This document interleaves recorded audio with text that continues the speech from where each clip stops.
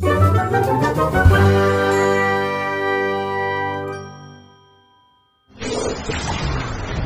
送你上路的人。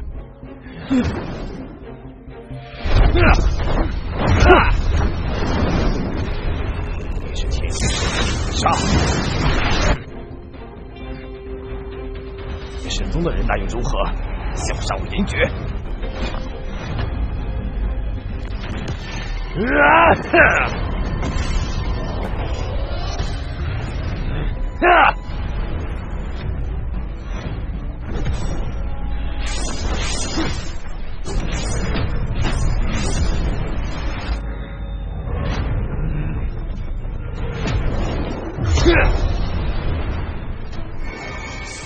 是神剑！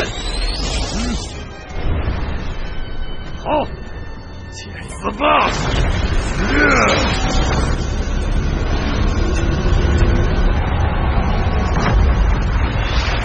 ！Halo Barudak Salamupi, bagaimana kabar kalian? Semoga tetap sehat dan tentunya selalu bersyukur dan bahagia.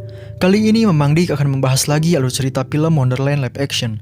Oke, tanpa berlama-lama lagi, langsung saja kita masuk ke alur ceritanya. Di awal film kita akan dibawa ke sebuah sekte Tianyuan, yang mana salah satu murid di sana yang bernama Xing Yun berbicara kepada ketua sekte. Ia diberitahu bahwa gurunya ini akan segera mati, atau akan diangkat menuju keabadian, dan Xing Yun pun diminta untuk menjadi ketua sekte selanjutnya. Xing Yun sempat menolak, karena para seniornya lebih pantas untuk menjadi ketua sekte selanjutnya.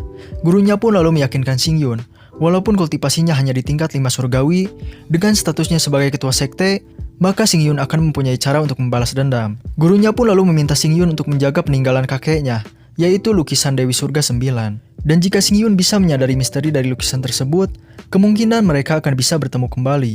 Sebelum pergi, gurunya memberikan Xing Yun 3 tas kecil, dan jika Xing Yun berada dalam masalah, maka bukalah salah satunya. Di sini kita diberitahu masa lalu dari Xing Yun. Sejak kecil meridiannya tidak seperti orang lain. Ayahnya pun menitipkannya kepada sekte Tianyuan, dan ia dilatih oleh ketua sekte.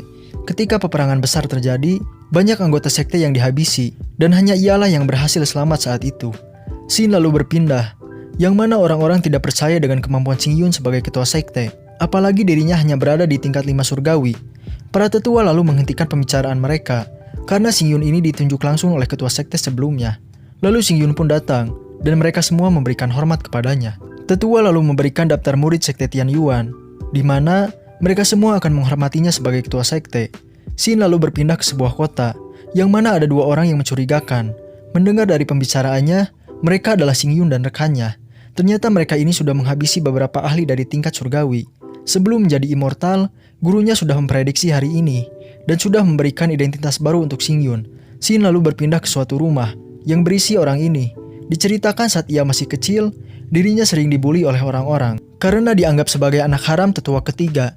Kembali kepada Xing Yun, ia dan rekannya sedang berada di depan rumah orang tadi, dan ternyata nama orang itu adalah Yi Xing Yun. Mendengar hal itu Xing Yun tidak heran, karena ini semua sudah diatur oleh gurunya. Yi Xing Yun yang sedang frustasi, lalu ia melemparkan sebuah pot, dan pot tersebut berhasil ditangkap oleh Xing Yun. Yi Xing Yun yang melihat Xing Yun, menganggap kalau Xing Yun ini adalah utusan dari keluarga King Yu, dan bertujuan untuk membunuhnya. Xing Yun pun mengatakan bahwa tak perlu untuk dirinya mengambil nyawa Yi Xing Yun, karena di dada Yi Xing Yun ini sudah ada 6 luka, dan salah satunya melukai jantung dan paru-paru.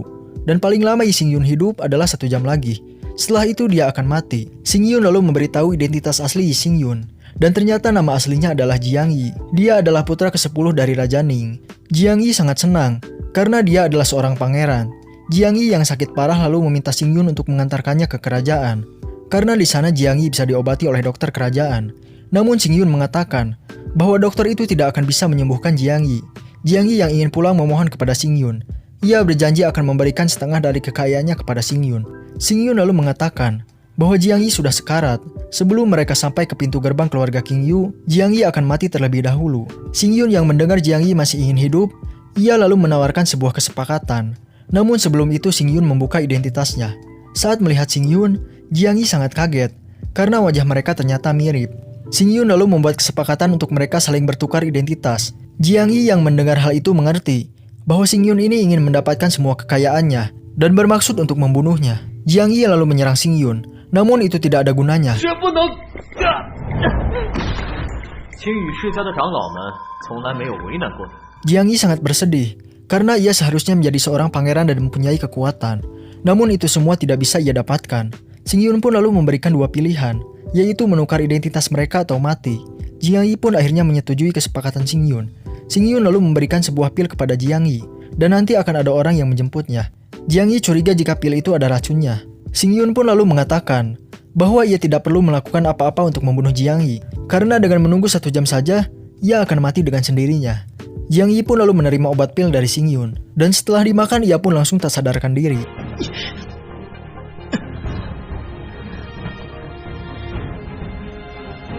Xingyun mulai mengubah pakaiannya, dan tak lama kemudian kedua anggotanya yang bernama Yingsa dan mantan mimin yang bernama Yuyin datang menemuinya. Yingsa memberikan sebuah gulungan yang berisikan informasi pembunuh orang tuanya. Xingyun lalu meminta Yingsa untuk membawa Jiang Yi ke sekte mereka, untuk menyembuhkannya dan memasukkannya ke dalam tahanan. Yuyin berkeinginan untuk langsung menghabisinya, namun Xingyun tidak mengizinkannya, karena kedepannya Jiang Yi ini masih bisa untuk dimanfaatkan. Xingyun lalu meminta Yingsa untuk pergi terlebih dahulu, sementara Yuyin tetap berada di sini. 影沙先走，云。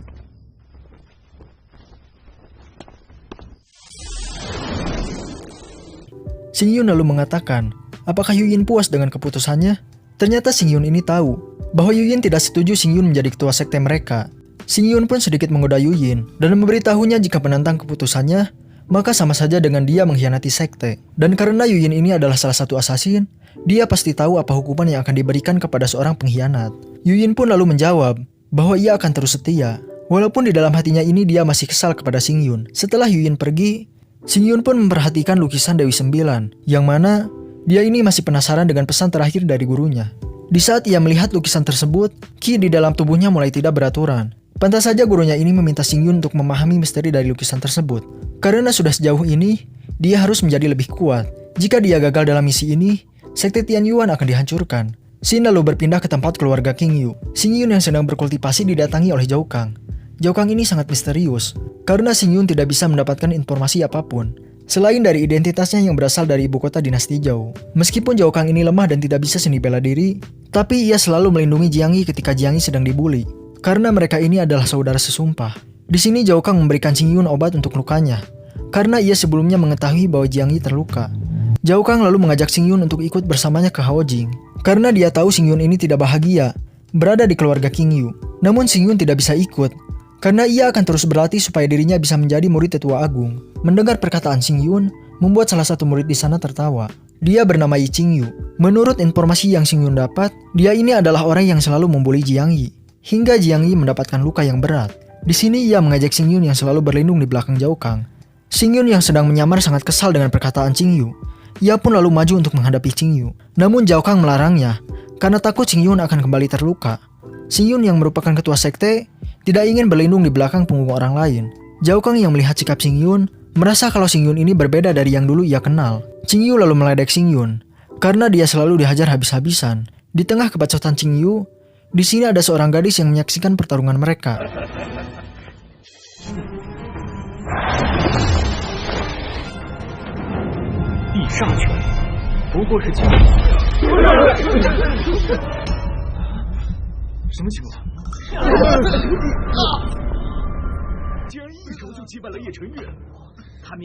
Xingyun dengan mudahnya mengalahkan Qingyu. Orang-orang yang melihatnya terkejut dengan kekuatan Xingyun. Meskipun ia tidak menggunakan teknik dan hanya menggunakan tinjunya saja, itu sudah cukup untuk membuat Qingyu terluka, hingga Yi Qingyu ini tidak sadarkan diri. Ini menandakan kalau perbedaan kekuatan mereka sangatlah jauh. Xingyun pun lalu memberitahu mereka semua bahwa dia ini tidak seperti dulu lagi, dan mulai sekarang dia akan menjadi Xingyun yang baru. Kedua teman Qingyu pun lalu segera membuat Qingyu pergi. Zhao Kang yang penasaran dengan kemampuan Xingyun pun lalu bertanya, apakah Xingyun ini sudah berkultivasi sampai menembus tingkat 2 surgawi? Xingyun pun lalu mengatakan, jika dirinya mendapatkan latihan dari seseorang yang memiliki kekuatan tinggi. Zhao Kang yang mendengarnya ikut senang dengan perkembangan Xingyun. Dan mulai sekarang mungkin itu semua akan mengubah posisi Xingyun di keluarga King Yu. Dan kedepannya tidak akan ada lagi yang akan membulinya. Apalagi dengan pertarungannya tadi, akan mendekatkannya menjadi murid tetua agung. Di sini kita pun diperlihatkan masa kecil Zhao Kang, yang selalu menjaga Jiang Yi layaknya saudara kandung. Namun Jiang Yi memanfaatkan hubungan mereka untuk mengganggu orang lain.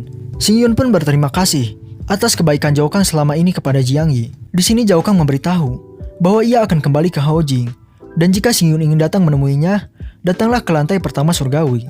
dan beritahu saja nama dirinya kepada para penjaga.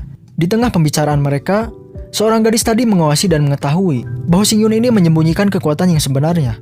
Ternyata Xing Yun juga tahu jika dirinya sedang diawasi. Nama gadis ini adalah Yanran. Di usianya yang baru 17 tahun, dia ini sudah berada di tingkat 6 surgawi. Yanran yang ketahuan pun lalu meledek Xing Yun dan langsung pergi dari sana. Di sini Zhao Kang memberitahunya bahwa Yanran ini tidak begitu dekat dengan murid lainnya. Dan ia menebak bahwa Xing Yun ini sepertinya berpacaran dengan Yanran. Di sisi lain, Yi Qingyu ini sangat kesal kepada Xing Yun. Dan dia ini memiliki niat jahat kepada Xing Yun. Xin lalu berpindah kepada seorang gadis cantik yang bernama Yi Suyun. Tak lama kemudian adiknya yang bernama Yi Xingzhou datang menemuinya. Ia memberitahu kakaknya jika dirinya ini akan menjadi murid tetua agung. Dan jika ia sudah berlatih teknik rahasia keluarga Qingyu, dirinya akan bisa membebaskan kakaknya dari pernikahan yang tidak ia inginkan. Yang mana Suyun ini akan dijodohkan ke keluarga Xianming. Suyun pun mengatakan bahwa dia akan memikul beban tersebut agar keluarga Xianming mau membantu keluarga Qingyu. Xingzhou sangat kesal karena seharusnya Yanran lah yang dijodohkan. Namun tiba-tiba saja mereka menggantinya. Di sini kita diberitahu jika dulunya Suyun ini adalah seorang gadis yang jenius, berbakat, dan juga sangat cantik. Namun entah kenapa tiba-tiba saja kultivasi dan kondisinya memburuk hingga Suyun ini tidak bisa berjalan lagi. Mendengar adiknya yang ingin menghajar Yanran, ia pun mengingatkan masa lalu mereka yang sudah ditinggalkan oleh kedua orang tuanya saat perang. Dan Suyun tidak ingin adiknya juga meninggalkannya dan meminta untuk tidak membuat masalah kepada Yanran. Karena hanya dengan pernikahan ini saja, Suyun bisa membantu keluarga Qingyu. Tak lama kemudian Yi Qingyu pun datang. Ia yang merupakan adik tiri mereka, ia lalu memberitahu jika dirinya diserang oleh Xing Yun dan meminta Xingzhou untuk mengalahkan Xing Yun. Awalnya Xingzhou ini menolak permintaan Yi Qingyu. Namun Yi Qingyu ini terus mengatakan omong kosong kepada mereka dan membuat Xingzhou ini tertarik kepada Xing Yun. Kakaknya sempat menghentikan Xingzhou, namun Xingzhou mengatakan untuk kakaknya tidak khawatir kepadanya.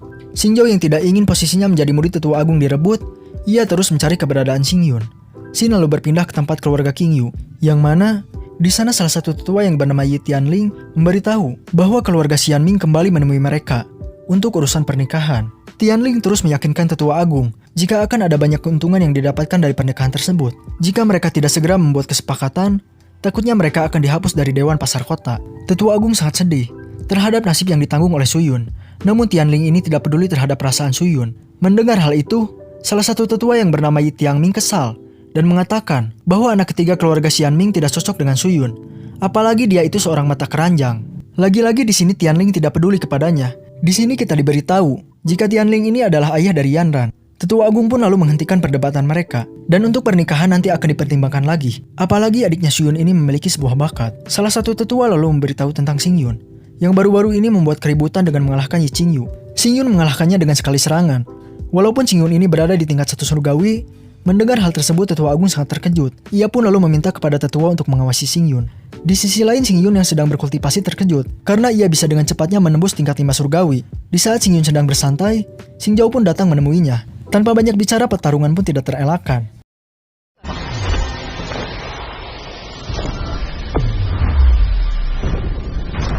不可能！难道你的实力在我之上？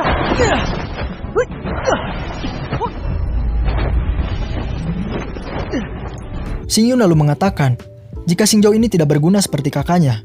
Mendengar kakaknya dihina, ia pun marah dan mengeluarkan semua kekuatannya.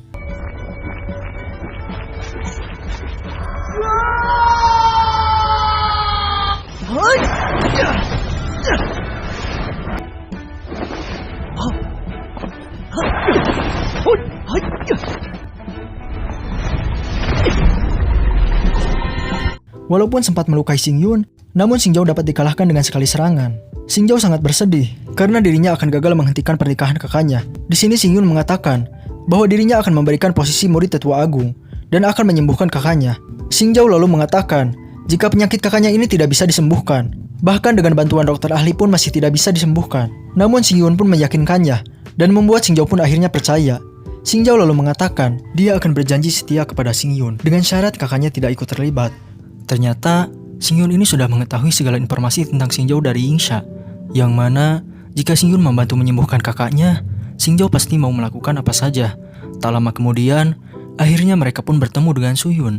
Di sini Xingzhou memberitahu kakaknya bahwa Xing Yun ini bisa menyembuhkan penyakitnya. Namun Suyun merasa kalau itu akan sia-sia saja, karena dokter terbaik pun tidak bisa menyembuhkannya. Suyun lalu bertanya, kenapa Xing Yun ini mau membantu dirinya? Xing Yun lalu mengatakan bahwa dirinya ini mau membantu Suyun karena ia sudah membuat perjanjian dengan Xingjao.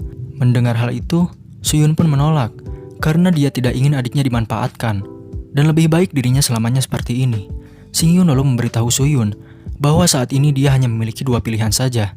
Yang pertama, menikah dengan keluarga Xuanming untuk menyelamatkan hidup adiknya, dan yang kedua, mati begitu saja dengan meninggalkan adiknya. Xingyun juga memberitahu jika dia sudah mencapai tujuannya, maka Xingyun akan membebaskan adiknya. Xingjao pun memohon kepada kakaknya agar ia mau diperiksa, dan akhirnya Suyun pun mau diperiksa. Di sini Xingyun memeriksanya dan memberitahu bahwa Suyun terkena racun rumput Jiwu Qixing, yang mana racun ini terbuat dari bisa para ular yang membuang racunnya di sekitar rumput Qixing. Dan sepertinya ada seseorang yang sengaja meracuni Suyun, namun dia tidak ingin Suyun ini mati. Xingjao yang marah berpikiran kalau itu ulah Yanran. Untung saja kakaknya dan Xingyun menghentikannya, karena Xingjao ini tidak mempunyai bukti apapun. Xingyun lalu memberitahu Suyun kalau racun di dalam tubuhnya ini tidak begitu kuat. Nantinya Xingyun akan meminta Xingjao untuk mengumpulkan bahan-bahan yang akan ia gunakan, dan Xingyun juga akan menggunakan jarum akupuntur kepada Suyun. Proses penyembuhan Suyun akan membutuhkan waktu 49 hari, dan untuk sembuh total akan membutuhkan waktu 1 tahun.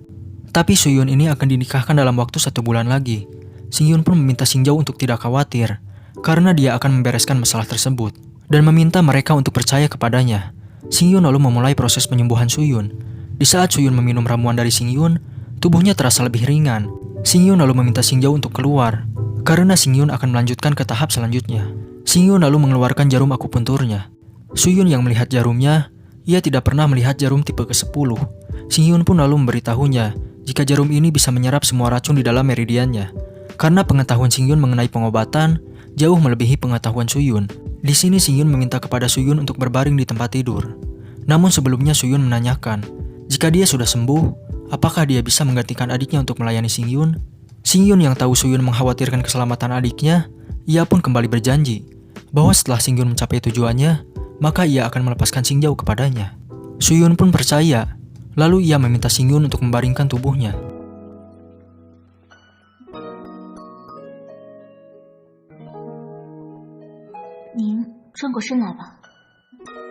Xingyun lalu memulai proses akupuntur kepada Suyun.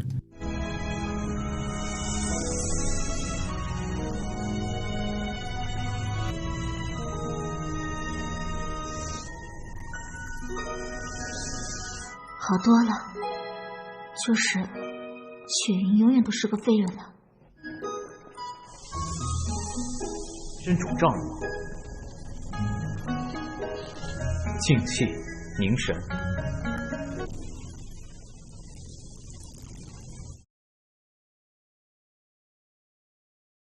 Di sisi lain, Xingjao merasa khawatir karena kakaknya ini terus berteriak kesakitan.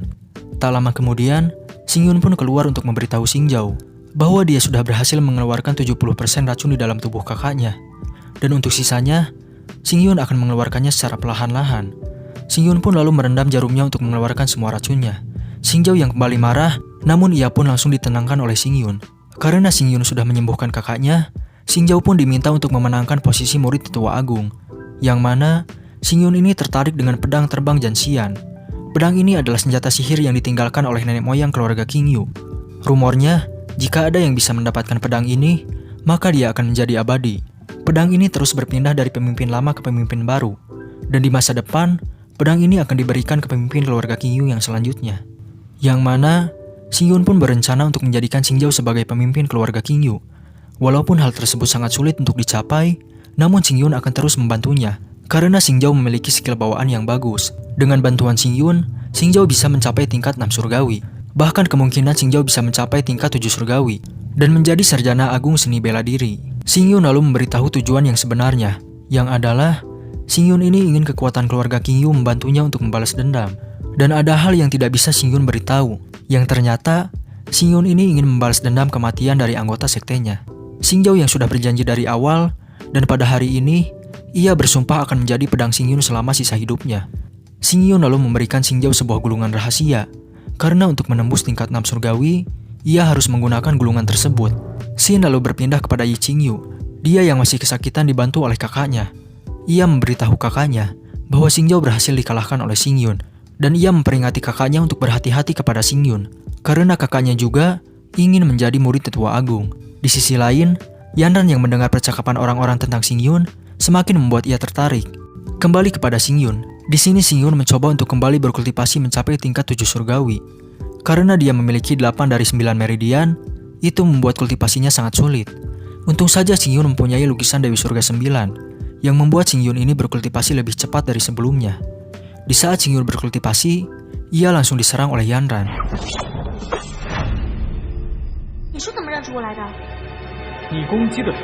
Meskipun Yanran memakai penutup wajah, tapi Xingyun langsung tahu kalau itu adalah Yanran. Di sini Yanran meminta Xingyun untuk mengeluarkan kekuatannya yang sebenarnya, karena Yanran ini tahu jika Xingyun menyembunyikan kekuatannya. Yanran lalu menebak jika Xingyun ini berada di tingkat 4 surgawi, atau bahkan bisa lebih tinggi lagi. Xingyun tidak menyangka jika Yanran bisa mengetahui kekuatan yang disembunyikannya. Dan Xingyun juga merasa jika Yanran ini berlatih teknik pedang terbang Janxian. Apalagi Yanran ini adalah anak dari tetua keluarga Qingyu. Tiba-tiba saja tubuh Yanran semakin lemas, dan kekuatannya pun tidak bisa dikeluarkan dengan baik. Yanran yang berusaha menyerang Xingyun, ia malah jatuh ke dalam pelukannya.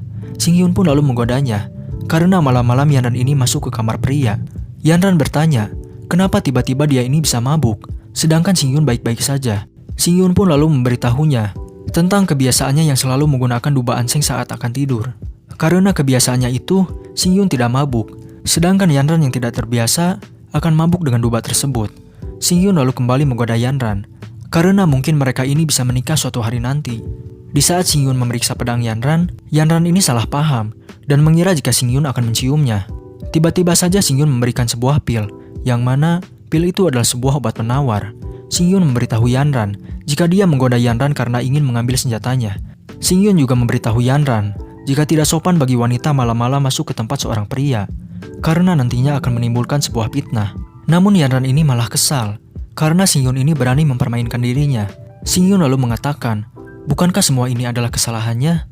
Mendengar perkataan Xingyun, membuat Yanran semakin kesal, dan akhirnya dia pun pergi dari sana.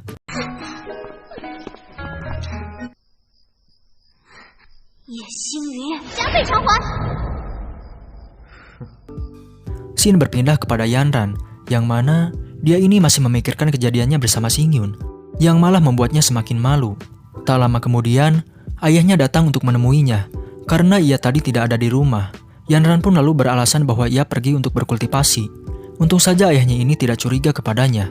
Keesokan harinya, kita diperlihatkan mengenai perkembangan Xingyao yang sangat cepat, berkat gulungan dari Xingyun. Tak lama kemudian, Suyun pun datang untuk menemui mereka. Suyun membawa sebuah sup tanaman obat keabadian, dan ternyata sup ini akan ia berikan kepada Xingyun. Tapi di sini Xingyun menolak sup dari Suyun, karena sup itu akan lebih berguna jika diberikan kepada Xingyao. Ternyata di hari sebelumnya, Suyun yang mencoba untuk kembali berjalan, ia malah kehilangan keseimbangannya. Ia pun akhirnya ditolong oleh Xingyun.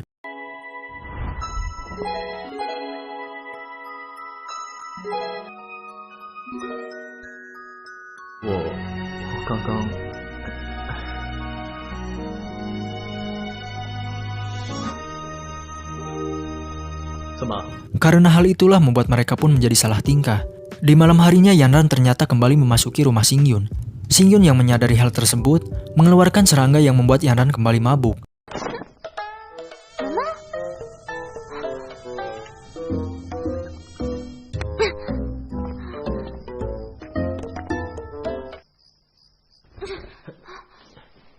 Dan akhirnya Yanran pun terjatuh lagi ke dalam pelukan Xingyun. Di sini Xingyun menggodanya. Apakah Yanran ini merindukannya? Sambil mabuk Yanran pun berkata, jika dia datang lagi ke sini, karena untuk membalas dendam kejadian kemarin. Xingyun pun lalu menjahili Yanran, bahwa saat ini dia tidak bisa menahan diri lagi. Yanran lalu menanyakan apa yang sudah diperbuat Xingyun kepadanya, karena Yanran ini sudah memakan obat penawar sebelum datang ke sini. Xingyun lalu memberitahunya, jika serangga yang menggigitnya tadi adalah cacing pemakan tulang legendaris, yang mana dalam waktu 3 jam Yanran akan mati karena kelelahan. Mendengar hal itu, Yanran pun segera meminta penawarnya. Namun ternyata itu hanyalah kebohongan yang dibuat oleh Xingyun, dan memberitahu bahwa itu hanyalah cacing pemabuk. Berkat cacing tersebut, Yanran akan berada di sini selama 2 jam. Untung saja Xingyun ini tidak melakukan apa-apa kepada Yanran, dan hanya fokus untuk berkultivasi. Di sini Yanran bertanya kepada Xingyun, bagaimana ia bisa tiba-tiba menjadi kuat. Xingyun pun memberitahunya, bahwa latihan yang ia jalani adalah ia harus sering dipukul oleh orang-orang, karena kultivasinya akan semakin meningkat.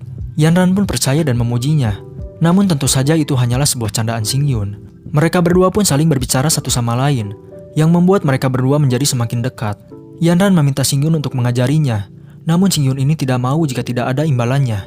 Di sisi lain, ternyata Yi Qingyu ini menyewa 2 orang untuk menghajar Xingyun. Kedua bawahan Xingyun mengatakan, mereka tidak harus turun tangan untuk menghajar orang bayaran itu. Di sini Yuyin merasa jika Xingyun ini akan melupakan tujuan utamanya, dan hanya akan bermain-main saja dengan para wanita. Namun di sini Yingsa tetap percaya kepada Xingyun. Kembali kepada Xingyun. Di sini Xingyun menyuruh Yanran untuk pulang. Namun Yanran ini malah berpura-pura jika dirinya ini belum pulih sepenuhnya. Di sini Xingyun merasakan kedatangan seseorang. Ia pun lalu menaburkan sesuatu kepada mata Yanran.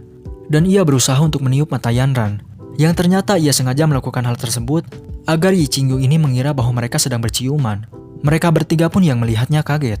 Yi Qingyu yang mengidolakan Yanran menganggap jika mereka adalah sepasang kekasih. Kedua orang bayaran ini pun menenangkan Yi Qingyu untuk tidak mengganggu mereka. Di sini Qingyu semakin kesal karena terus membayangkan mereka. Ia pun lalu menyerang Xingyun, namun Yanran langsung menghentikannya. Yanran menduga jika Xingyun ini sengaja melakukan hal tersebut. Keesokan harinya gosip tentang Xingyun dan Yanran sudah menyebar luas. Bahkan para murid di sana juga sudah mengetahui tentang gosip tersebut.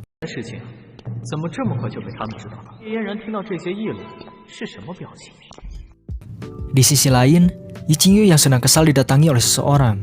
Ternyata, orang yang menemui Yi Qingyu ini adalah anak pertama dari keluarga Yanwu yang bernama Yan Xiao. Kedatangannya ia ke sini adalah untuk mengajak Yi Qingyu bekerja sama. Yi Qingyu sempat menolak tawarannya karena keluarga Qingyu dan keluarga Yanwu adalah musuh bebuyutan. Namun Yanwu menghasutnya dengan mengatakan jika penerus keluarga Qingyu akan jatuh ke tangan Yanran, dan setelah itu Yi Qingyu akan diabaikan oleh keluarganya. Yan Xiao lalu memberitahukan rencananya, yaitu untuk menjadikan Yi Qingyu ini sebagai pemimpin keluarga Qingyu. Dan setelah Yi Qingyu menjadi pemimpin keluarga, Yan Xiao ini ingin kedua keluarga mereka bersatu, agar keluarga mereka tidak ada yang bisa menandingi. Mendengar hal tersebut, Yi Qingyu pun setuju untuk bekerja sama. Xin lalu berpindah kepada Suyun. Ia yang sedang melamun didatangi oleh Xingyun. Xingyun bertanya, apa yang sedang Suyun pikirkan? Ternyata Suyun ini tahu tentang rumor Xingyun dan Yanran. Ia pun lalu menanyakan kepastiannya kepada Xingyun. Apakah Xingyun ini menyukai Yanran? Xingyun pun menjawabnya bahwa Yanran datang kepadanya hanya ingin mengetahui kultivasinya saja. Mendengar hal itu, wajah Suyun pun kembali ceria. Xingyun lalu bertanya, apakah Suyun merasa jika Yanranlah yang telah meracuninya? Suyun pun menjawab bahwa ia tidak akan menyangka jika Yanranlah tersangkanya, karena ia telah mengenal Yanran sejak saat kecil, dan Yanran bukanlah orang yang akan melakukan hal seperti itu. Xingyun lalu kembali mengobati Suyun, namun hari ini tidak ada Xingyou yang menemani mereka.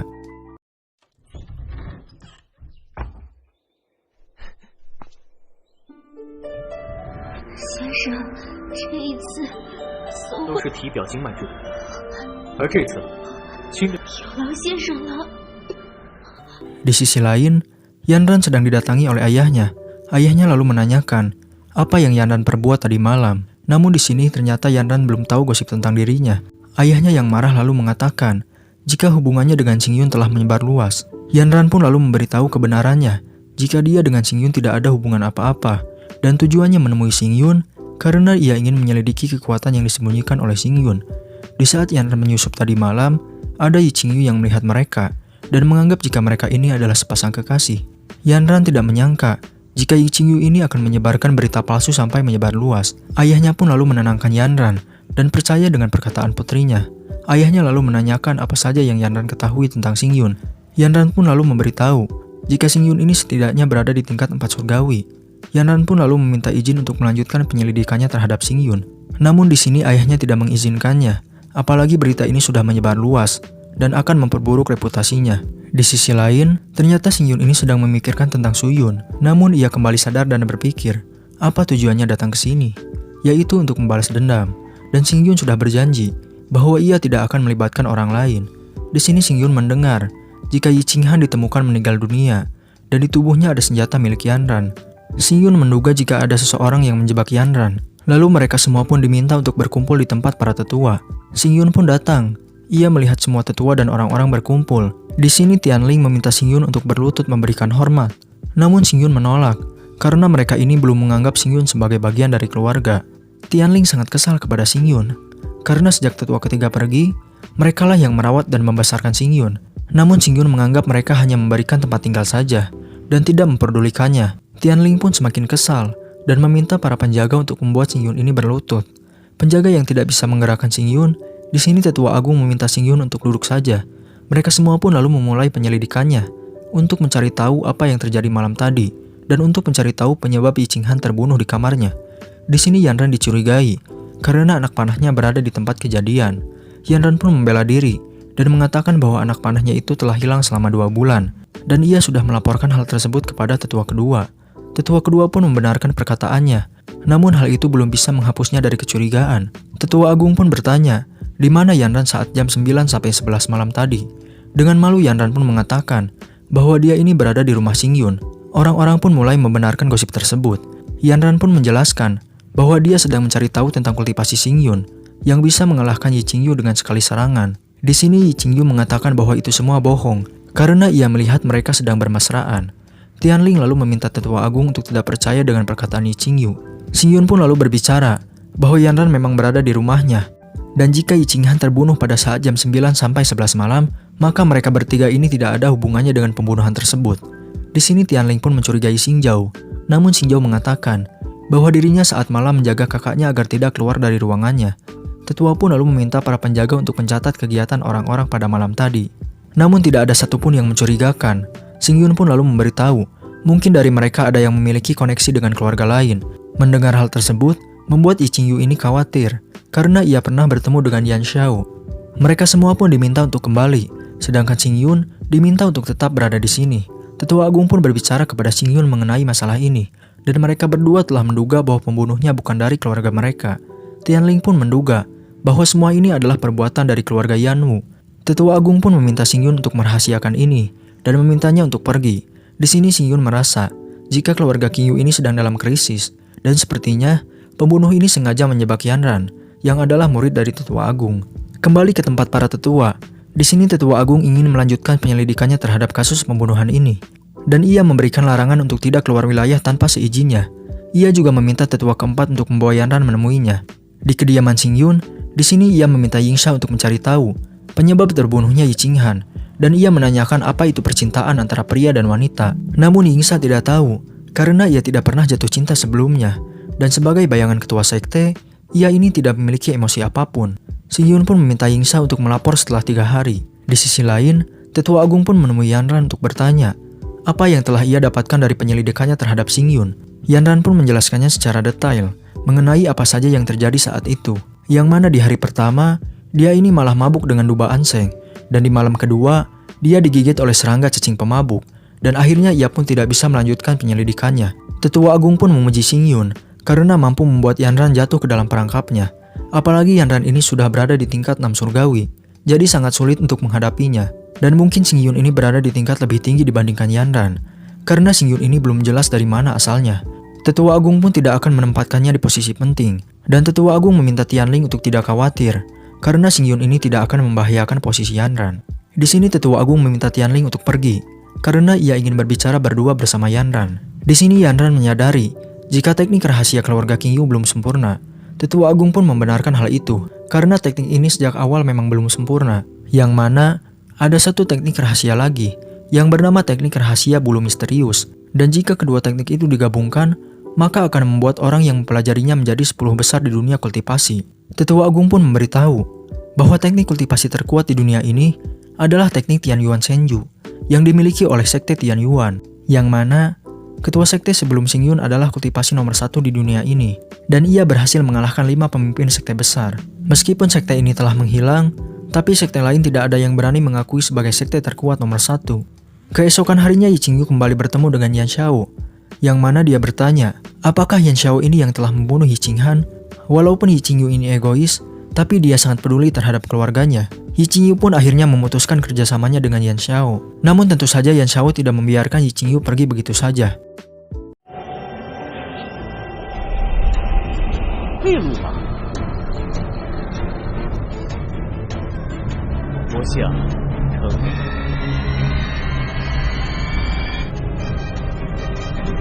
Yan Xiao pun mengancam Yi Qingyu dan ia lalu memberikan sebuah kotak sambil berbisik sesuatu kepadanya. Ternyata di sana ada Yingsa yang mengawasi mereka. Ia pun segera melaporkannya kepada Xingyun. Xingyun pun meminta Yingsa untuk terus mengawasi pergerakan Yi Qingyu. Beberapa hari kemudian, Xingyun yang kembali berkultivasi tiba-tiba kesakitan saat ia akan mencapai tingkat 7 surgawi. Tiba-tiba saja di arah hutan, seperti terjadi sesuatu. Tak lama kemudian Yingsa pun datang dan membisikkan sesuatu. Dan Xingyun pun langsung pergi dari sana. Di sisi lain, ternyata Yanran ini sedang terluka, yang mana di saat ia mengikuti pergerakan Yi Qingyu, ia ini diserang oleh elang sihir.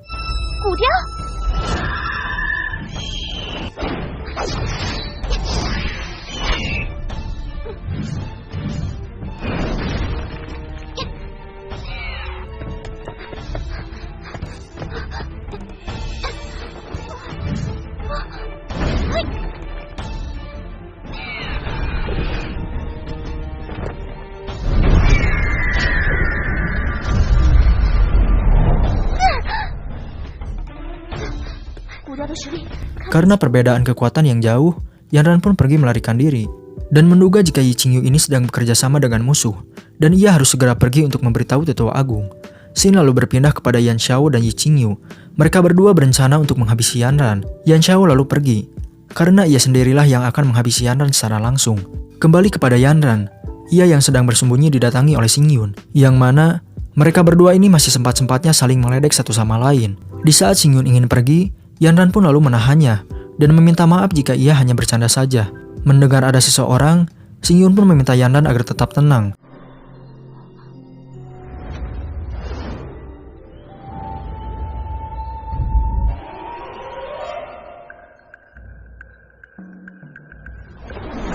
Xingyun pun memberitahu jika orang yang menyerangnya adalah Yan Xiao dari keluarga Yanu, yang mana kultivasinya ini berada di tingkat 6 akhir surgawi, yang berarti dia lebih kuat dari Yanran. Namun yang merepotkan itu bukan dia, melainkan elang sihirnya.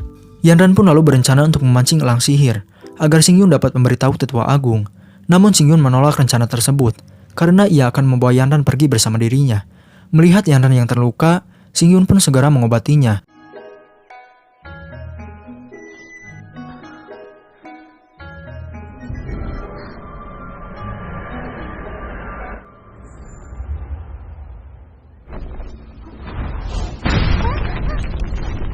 Tak lama kemudian Yan Xiao pun datang menemui mereka.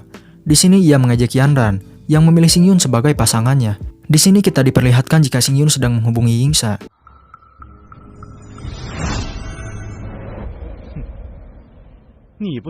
Yan Xiao berbicara kepada Yanran.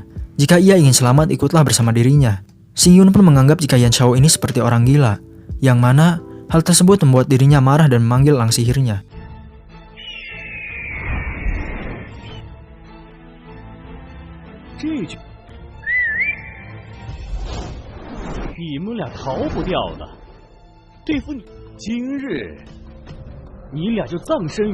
Di saat itu juga Xingyun memberikan aba-aba kepada Yingsa untuk menghabisi elang sihir, yang mana hal tersebut seakan-akan elang sihir itu dihabisi oleh Xingyun.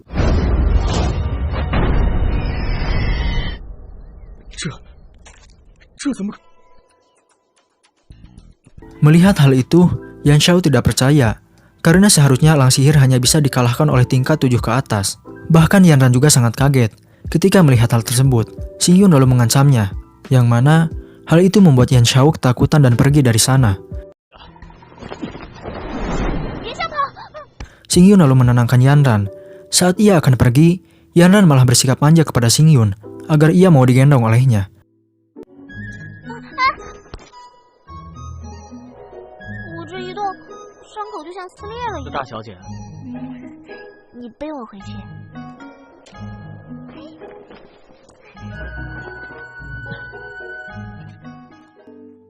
Di sisi lain, ada seseorang yang menyelidiki elang sihir. Ia pun lalu menyadari keberadaan dari Yingsa.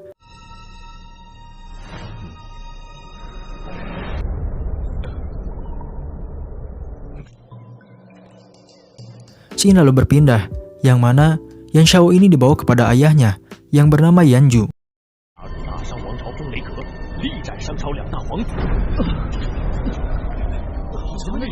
Yan Xiao pun meminta maaf, namun ayahnya ini tidak memaafkannya begitu saja. karena ia sudah banyak melakukan kesalahan. Yang pertama membiarkan Yanran selamat, menyebabkan terbunuhnya elang sihir yang sudah keluarga mereka rawat kultivasinya, dan yang terakhir, lari dari pertarungan seperti seorang pengecut. 还白白的折损了骨雕，你齐三，你居然贪生怕死，奸污世家的族人！知道错了，孩儿知道。 Orang yang menyelidiki elang sihir tadi datang dan melaporkan jika serangan yang diterima oleh elang sihir disebabkan oleh busur yang besar. Yanju pun lalu berencana untuk pergi ke sana karena ia ingin melihat seberapa jauh perkembangan keluarga Qingyu dan mengancam anaknya untuk tidak membuat kesalahan lagi. Xin berpindah kepada Xingyun. Ternyata serangan busur tadi sengaja mereka rencanakan agar Yanju mengira serangan tadi berasal dari keluarga Qingyu. Di sini Yingsa menanyakan kenapa dia tidak menggunakan kekuatan sekte Tianyuan dan memilih cara yang merepotkan. Karena jika Xingyun menggunakan kekuatan sekte Tianyuan, maka mereka bisa saja menghabisi Yanju dengan mudah. Di malam hari, Qingyu pun ditanyai oleh para tetua tentang perbuatannya kepada Yanran. Namun ia membela diri dengan mengatakan bahwa itu adalah kebohongan yang dibuat oleh Yanran. Tiba-tiba saja ada seseorang yang datang untuk membelai Qingyu. Ternyata orang yang membelai Qingyu ini adalah kakeknya sendiri.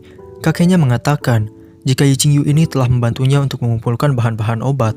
Si kakek sangat kesal karena mereka menuduh cucunya tanpa ada bukti apapun. Tianming pun lalu menenangkannya dan mengatakan jika besok adalah hari di mana tetua agung untuk mencari murid kedua. Kakeknya pun lalu memintai Qingyu untuk bersiap. Keesokan harinya, orang-orang berkumpul untuk berpartisipasi dan menyaksikan dalam acara yang akan diselenggarakan. Di saat Suyun datang ke sana, orang-orang mulai membicarakannya karena ia dulu sempat menjadi saingan berat Yanran. Tak lama kemudian, panitia pun membuka acaranya dan memberitahu tujuan acara ini diadakan. Dan para peserta pun diminta untuk bersiap-siap naik ke atas arena. Di sini Yanran cemburu karena ia melihat Xingyun mendekati Suyun. Pertarungan pun lalu dimulai.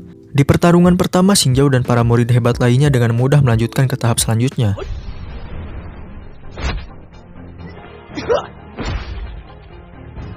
Dan di pertarungan kedua ini, Xingyao akan berhadapan dengan Yi Xingxuan.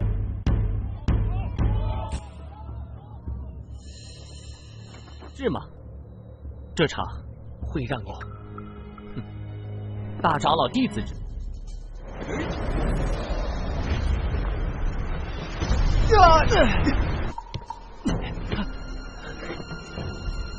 Di sisi lain, penjaga memberitahu tetua agung bahwa Tuan Heiming datang mengunjungi mereka. Xingyun pun menyadari keberadaannya dan ia melihat Nangongyi yang adalah calon suami Suyun. Tetua lalu menyambut kedatangan mereka. Di sini Nangongyi bersikap so akrab kepada para tetua, yang mana hal itu membuat Yanran sangat kesal. Di pertarungan kedua ini, Xingyao sangat mendominasi pertarungannya. Bahkan Tuan Heiming pun sampai memujinya dan menanyakan siapakah dia itu. Setelah mengetahui jika dia adalah adik dari Suyun, Tuan Heiming pun lalu menanyakan tentang perjodohan keluarga mereka kepada tetua agung. Karena hal ini berhubungan dengan masa depan kehidupan Suyun, tetua agung pun meminta waktu untuk memikirkannya kembali. Dan tetua agung juga belum mendapatkan jawaban pasti dari Suyun. Di sini Nangongyi pergi untuk menemui Suyun. Di sisi lain, Xingyao pun berhasil memenangkan pertarungannya. Bahkan para tetua tidak menyangka bahwa Xingyao akan bisa mengalahkan Xingxuan. Di sini Nangongyi pun datang untuk menggoda Suyun. Untung saja di sini ada Xingyun yang melindunginya. Xingyao pun lalu datang untuk menghentikan Nangongyi agar ia tidak mendekati kakaknya. Suyun lalu mengatakan, meskipun dirinya ini lumpuh, tapi ia berhak membuat keputusan tentang pernikahannya tersebut. Dan jika ada yang memaksanya, maka ia lebih baik mati daripada menikah dengan Nangongyi. Xingyun lalu menduga jika keluarga Nangongyi ini menggunakan cara kotor agar memaksa Suyun untuk menikahinya. Orang-orang di sana pun setuju dengan perkataan Xingyun dan mereka mulai menyudutkan Nangongyi. Xingyun pun mengingatkannya jika Nangongyi ini sedang berada di wilayah keluarga Qingyu. Nangongyi yang kesal, sebelum pergi ia mengatakan jika dirinya akan menerima segala kekurangan Suyun. Namun Suyun ini langsung menolaknya dan meminta Nangongyi untuk segera pergi. Tak lama kemudian, panitia pun memberitahu jika pertarungan Xingyao dan Yi Qingpeng akan segera dimulai, dan pertarungan ini akan menentukan siapa yang akan menjadi murid tetua agung. Suyun lalu mendukung adiknya dan meminta maaf kepada Xingyun karena ia telah melibatkan Xingyun ke dalam masalahnya. Di sisi lain, Yanran mengejek Nangongyi karena kalah berdebat dengan Xingyun. Heiming pun meminta maaf kepada para tetua yang kesal terhadap sikap Nangongyi. Di saat pertarungan akan segera dimulai, tiba-tiba Yanju pun datang dan membuat sebuah keributan. 今天青羽世家居然这么热闹，也许哼，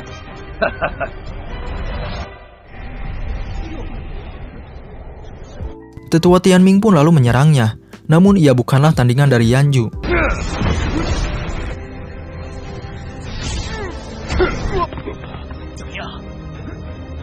Di sini Yanju memberitahu jika tujuannya datang ke sini karena ia ingin menyaksikan pertarungannya, dan ia juga membawa Yan Xiao datang bersamanya. Ternyata Yanju ini mengenal Nan Gongyi dan memberitahu jika Yu'er sering membicarakannya. Kita lalu dibawa kepada Yu'er, yang mana di saat Yu'er sedang mandi, Nan Gongyi ini menyelinap masuk ke kamar mandi.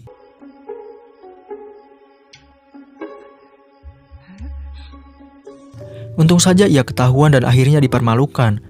Tetua Agung lalu menanyakan apa tujuan Yanju datang ke sini, dan ternyata Yanju ini ingin anaknya belajar sesuatu dari anak muda keluarga King Yu. Dengan kata lain, dia ini ingin menantang para murid keluarga King Yu. Yanju lalu tertawa dan mengejek jika keluarga sebesar King Yu, tapi tidak ada yang berani menerima tantangannya. Mendengar hal itu, Xing Zhou dan Yi Qingpeng pun meminta kepada Tetua Agung untuk mengizinkan mereka menghadapi Yan Xiao. Namun sebelumnya Heiming mengatakan, jika kekuatan dari Yan Xiao ini melebihi kekuatan mereka. Untuk membuat pertarungan ini semakin menarik, Yanju akan memberikan 20.000 koin emas jika keluarga King Yu bisa menang dalam pertarungan ini. Namun ia mengatakan, jika ini adalah pertarungan antara hidup dan mati. Yan Ran pun lalu menerima tantangan tersebut dan meminta satu orang untuk ikut bergabung bersamanya, yang mana dia ini memilih Xing Yun untuk ikut bertarung bersamanya. Yan Xiao lalu menerima tantangan tersebut, dan Tetua Agung meminta Xing Yun untuk ikut bertarung bersama Yan Ran. Namun di sini Xing Yun menolak permintaannya tersebut, karena dia ini belum dianggap sebagai bagian dari keluarga King Yu. Yi Qingyu pun lalu kesal, karena Xing Yun ini tidak bersyukur. Xing Yun pun lalu mengatakan, kenapa tidak Yi Qingyu saja yang bertarung?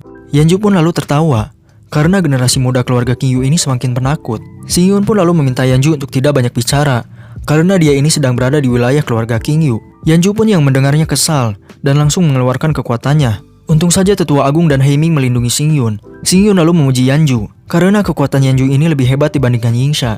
Bahkan para murid yang memiliki kekuatan rendah kesakitan dengan tekanan kekuatan Yanju.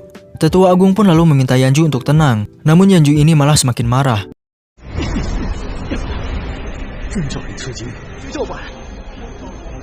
Di sini Yan Xiao menantang Xing Yun untuk bertarung, namun Xing Zhou datang dan langsung menyerangnya.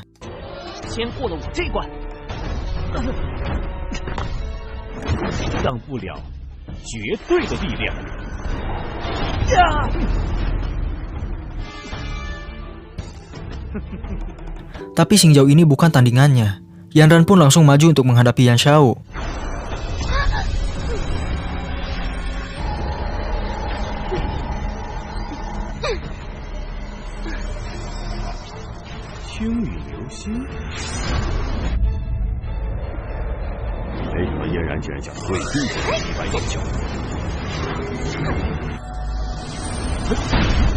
Di sini Yan Xiao menunjukkan kekuatan aslinya untuk memanggil roh lang sihir.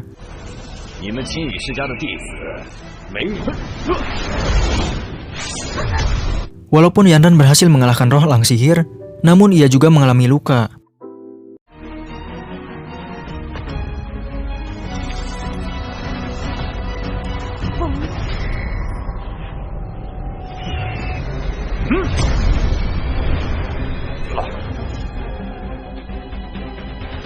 Untung saja di saat Yan Xiao menyerangnya, di sini Xing Yun datang untuk menyelamatkannya.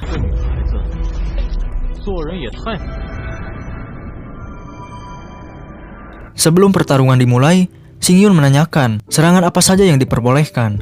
Yan Xiao pun lalu mengatakan untuk Xing Yun menggunakan serangan apa saja. Orang-orang tidak percaya kepada Xing Yun, karena Yan Ran pun tidak bisa melawan Yan Xiao. Di saat Yan Xiao akan menyerang Xing Yun dari belakang, kita diperlihatkan ada serangan yang mengenai kaki Yan Xiao, yang membuat Yan Xiao ini terjatuh. Yanju pun menganggap jika Xing Yun ini menggunakan teknik curang. Namun Heiming tidak melihat apa yang dilakukan oleh Xing Yun. Bahkan Tetua Agung juga tidak menyadari serangan tersebut. Pertarungan pun kembali terjadi, yang mana Xing Yun ini dengan mudahnya menghindari semua serangan Yan Xiao.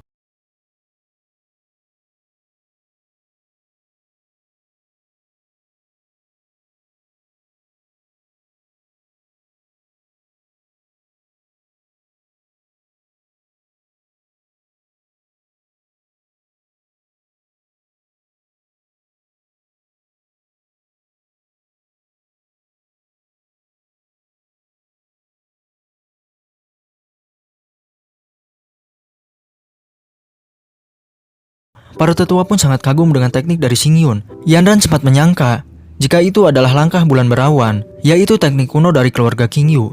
Namun tetua agung menjelaskan jika teknik yang digunakan oleh Xing Yun ini sangat hebat jika dibandingkan dengan teknik bulan berawan. Yan Shao terus mencoba menyerang Xing Yun dan mengejek Xing Yun karena Xing Yun ini terus menghindari serangannya. Hingga akhirnya Xing Yun pun menggunakan serangan cepatnya dan membuat Yan Shao tidak bisa bergerak dan mengalami luka.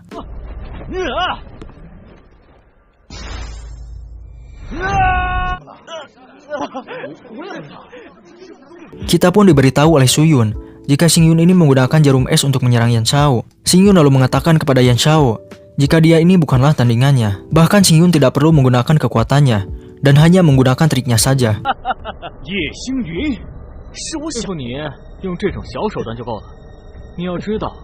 Yanju ini tertarik kepada Xing Yun dan tidak menyangka jika di keluarga King Yu ada seorang pemuda yang berbakat seperti Xing Yun. Yanju pun lalu berniat untuk menghabisi Xing Yun. Namun untung saja ada tetua agung dan Heiming yang melindunginya.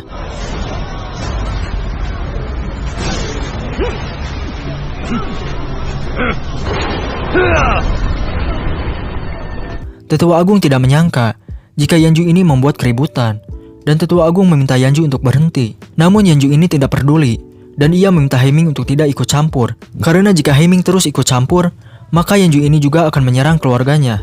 Pertarungan antara tiga klan ini pun tidak bisa terelakkan.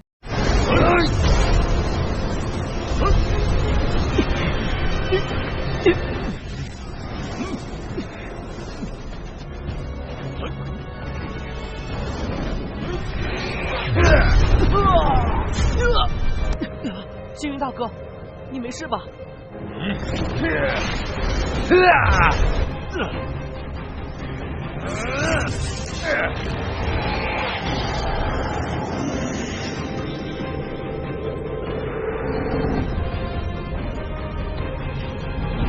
这可是对眼魔道！师父，他们那种层次的人，斩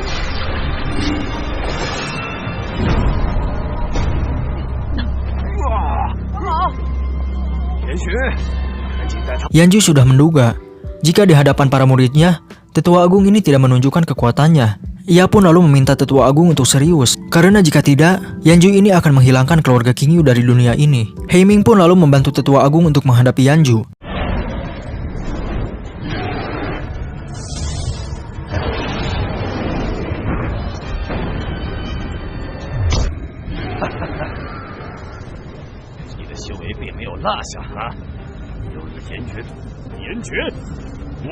Di sini Yanju mengatakan dia akan pergi jika mereka menyerah dan menjadikannya sebagai pemilik dari tambang perunggu. Heiming pun lalu menolaknya karena tambang ini sudah dibagikan secara adil oleh Raja Wu. Yanju yang adalah menteri negara beranggapan jika ia memiliki hak mewakili Raja Wu untuk mengambil alih tambang, dan perintah ini datang langsung dari Raja Qi. Mereka yang mendengarnya tidak percaya karena Raja Qi sudah pensiun selama bertahun-tahun. Tetua agung pun menanyakan jika keluarga King Yu akan bersiap berperang melawan Yanju, dan pertarungan pun kembali terjadi.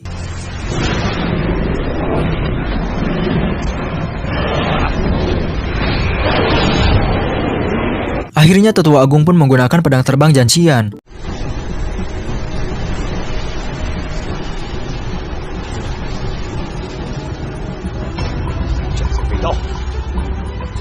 Di sini Xing Yun pun bisa memastikan jika pedang itu memang berada di tangan tetua agung. Pedang Janxian ini sangatlah kuat dan berhasil memukul mundur Yanju.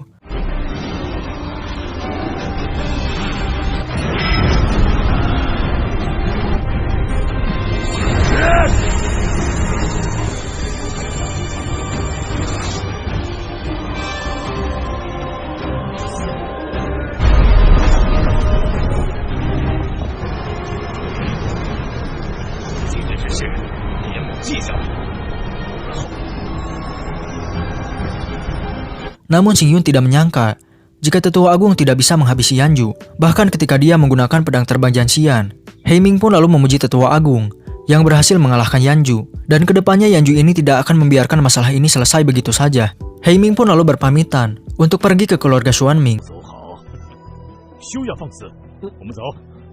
Tetua agung pun lalu memberikan pengumuman kepada mereka semua untuk tidak terlibat dengan masalah orang luar. Yan Ran pun lalu mendekati Xing Yun dan berterima kasih atas pertolongannya. Di sini Yanran kesal karena Xing Yun ini malah memperhatikan Su Yun dibandingkan dirinya. 我们回去吧。 行舟， Tetua Agung pun lalu berbicara kepada Xing Zhao jika Xing Zhao ini akan menjadi murid keduanya. Tetua Agung yang terlalu banyak menggunakan kekuatan, ia pun langsung merasa kesakitan. Di sisi lain, Yanju ini juga sama merasa kesakitan. Dan tiba-tiba saja di sini ada Yingsha yang menyerang mereka. 誓不为人。谁？寒风小人，胆敢偷袭于我！ 来送你上路的人，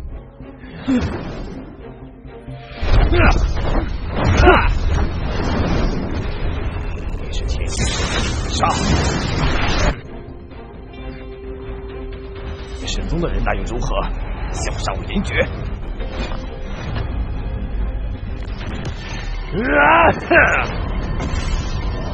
Di pertarungan ini, akhirnya Yanju mengetahui jika Yingsha ini berasal dari sekte Tianyuan. Dan akhirnya pertarungan epik pun tidak bisa terelakkan.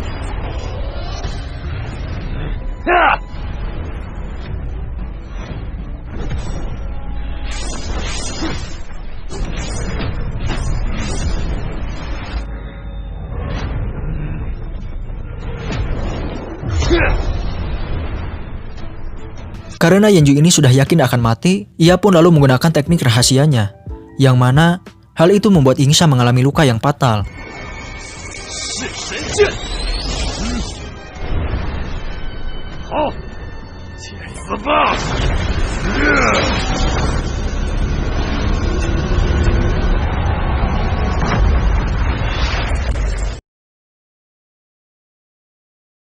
Xing Yun pun lalu datang dan mencoba untuk menolong Yingsha dengan menggunakan napas buatannya.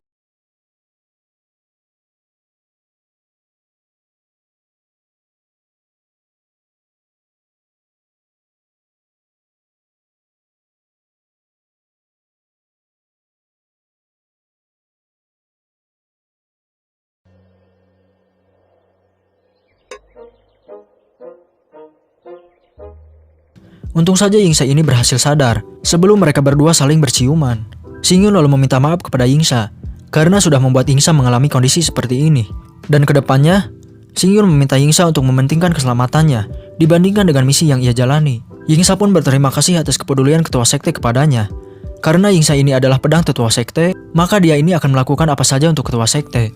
Ternyata pembicaraan mereka ini terdengar oleh Yan Shao, yang berhasil kabur saat ayahnya bertarung dengan Yingsha. Xin lalu berpindah ke sebuah rumah, yang mana penjaga mengatakan jika Yanju telah tewas di wilayah keluarga King Yu. Dan akhirnya film pun tamat. Terima kasih untuk kalian semua yang sudah menonton dari awal. Semoga kalian semua selalu sehat dan dimudahkan segala urusannya semudah kalian bernapas. Dah.